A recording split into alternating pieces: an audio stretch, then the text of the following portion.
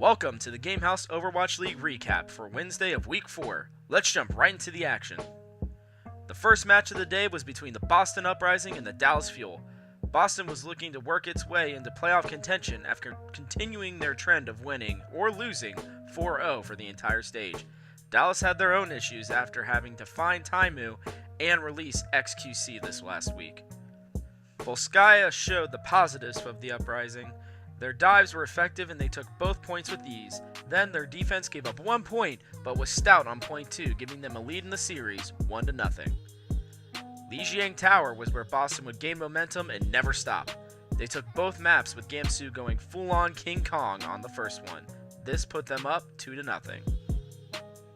Kings Row was more of the same. Striker and Gamsu went off, helping the Uprising offense take all 3 points with time to spare. Then, with a stellar defense that didn't even allow the first point to be taken, Boston took the series 3-0. Would Boston continue their streak of winning 4-0 or losing 0-4? In fact, they would. On Gibraltar, Boston's attack grabbed them all 3 points, and then yet again their defense held, thanks to Striker's Tracer and Dream Casper's Widow. Next up, we have the match of the day, with the New York Excelsior and the Seoul Dynasty battling it out. This match started as it would finish, with big plays and close games. On Hanamura, we saw both teams get both points twice. The New York Excelsior were able to get both points with big pushes and plays from Libero and Sabiolbi. Seoul was unable to answer, giving the Excelsior a 6-4 victory and 1-0 map lead. On Nepal, both teams looked a lot less comfortable as each was able to take one map from each other without much killing. Then, we saw each of them go all out on Village, with Seoul getting just a few more plays and tying up the series 1-1. Hollywood seemed like it might be a battle of attrition. Instead, it was a one-sided affair.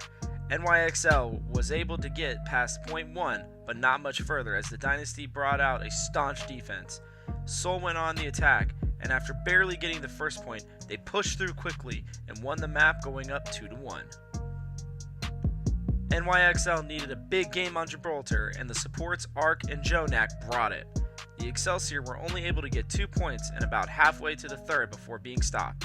Seoul would do similarly, but in the end they were stopped just short. This tied up the series 2-2.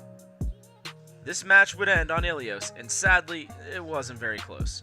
Seoul could never really get it rolling as the Excelsior took both maps and won the series 3-2. To end the day, we had the playoff hopefuls in the Philadelphia Fusion and the hapless Shanghai Dragons. Not to play spoiler, but these games went about how you might expect them to go. Volskaya saw Philly take both points, but not easily.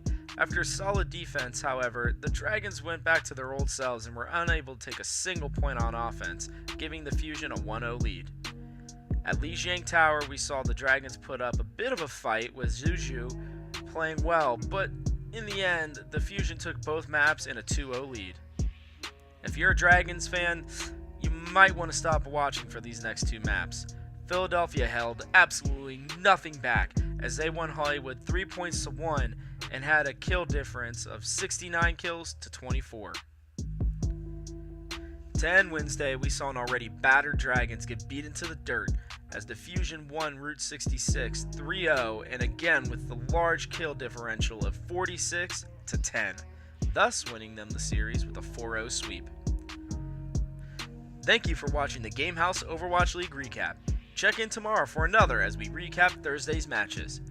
You can find us on Facebook or follow us on Twitter. Those links are listed below.